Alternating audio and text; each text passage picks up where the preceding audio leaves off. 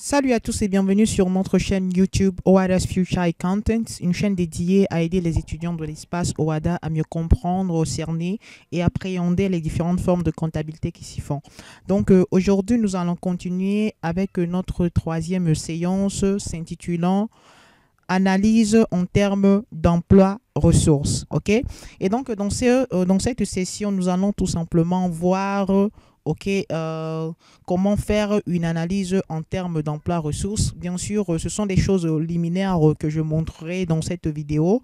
Et si vous voulez y aller très loin, alors vous devez me rejoindre, ok, tout simplement, dans le groupe privé WhatsApp où j'accompagne individuellement chaque personne à mieux comprendre tout ce qui se fait.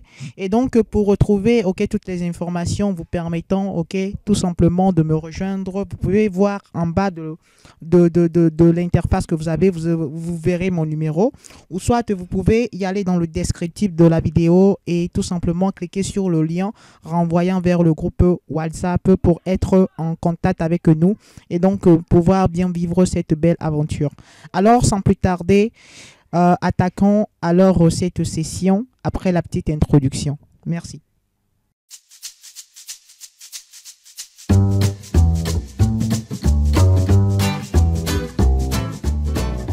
Salut une fois de plus et bienvenue dans cette session intitulée Analyse des opérations en comptabilité en termes d'emploi ressources. Avant que nous ne nous attaquions au vif du sujet, j'aimerais toujours rappeler un élément très essentiel. Ok, c'est-à-dire pourquoi est-ce que nous sommes en train de faire ceci, quel est le but poursuivi, ok, parce que c'est très important de comprendre pourquoi est-ce que nous faisons ci et ça. Donc, c'est à peu près ça.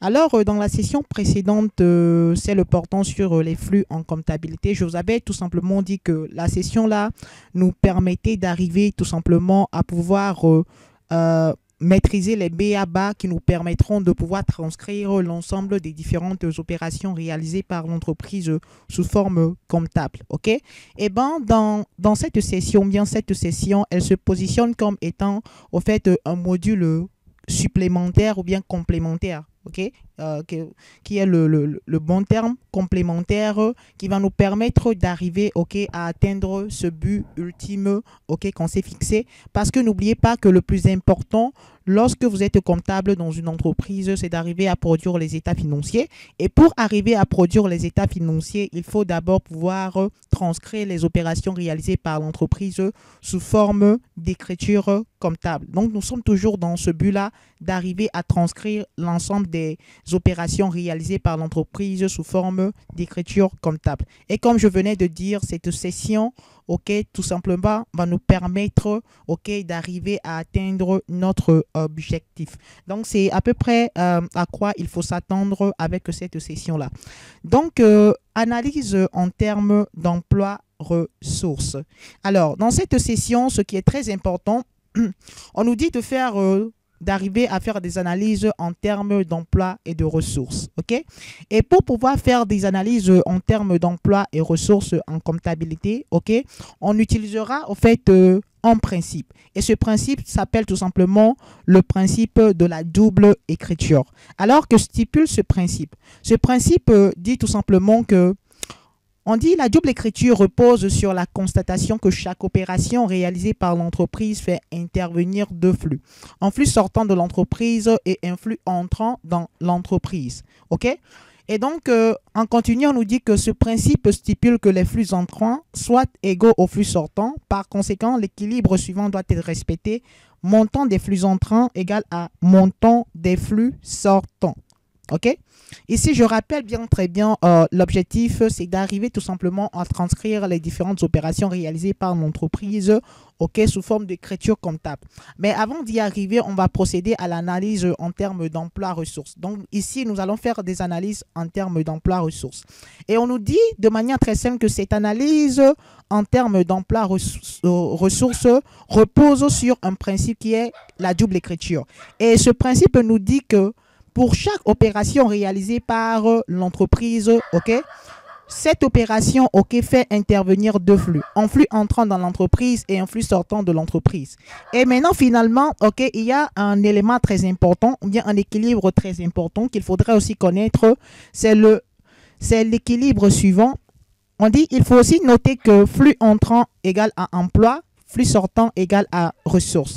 Donc, finalement, au fait, arriver à faire une analyse en termes d'emploi-ressources, qui, je le rappelle très bien, dont l'objectif est de transcrire les opérations réalisées par l'entreprise sous forme de langage comptable, c'est finalement faire une analyse en termes de flux entrant et de flux sortant. Parce que lorsque nous trouverons le flux entrant, automatiquement, ça va équivaloir à l'emploi, et le flux sortant va tout simplement être l'équivalent de ressources.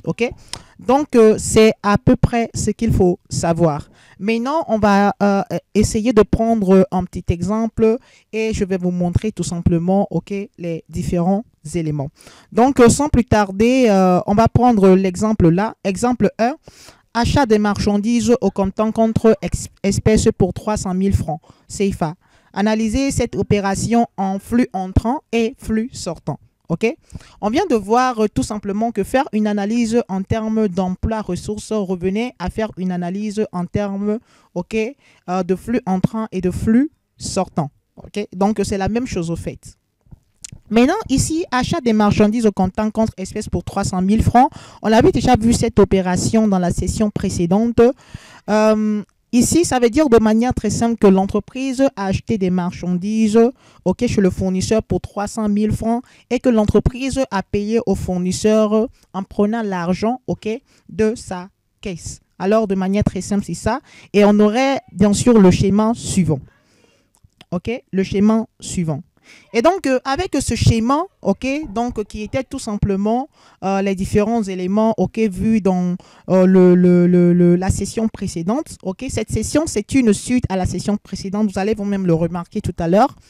Donc, à ce niveau, faire une analyse en termes de flux entrant, de flux sortant.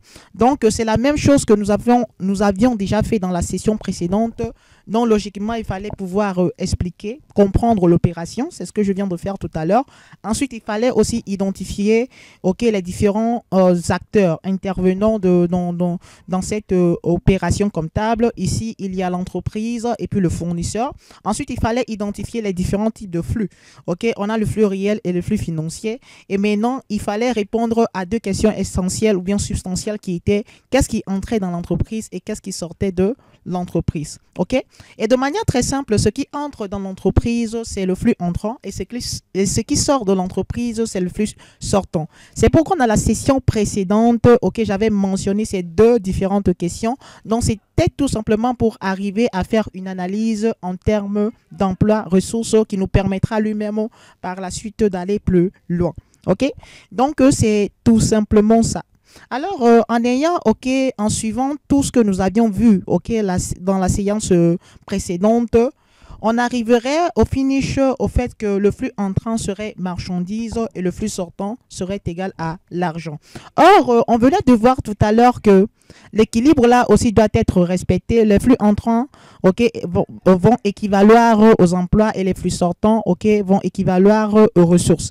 Donc, par conséquent, cela veut dire de manière très simple que dans cet exemple, normalement, l'emploi qui doit équivaloir au flux entrant serait marchandise et la ressource qui va équivaloir au flux sortant serait l'argent. Mais est-ce finalement la réponse? C'est la question qu'il faudrait se poser. En réalité, la réponse, vous allez trouver emploi égal à achat de marchandises et non marchandises et la ressource égale à caisse et non argent. Alors, c'est là que surgit un doute. Je pense que ça va vous intriguer et ça vous triturerait l'esprit de savoir comment est-ce qu'ils ont fait alors pour trouver au fait cette réponse, ce résultat. Alors, pour y arriver, j'ai développé une méthode pour vous qui va vous permettre d'arriver à trouver les mêmes réponses et c'est une méthode très facile. Et donc, cette méthode, nous allons la découvrir ensemble dans le groupe privé.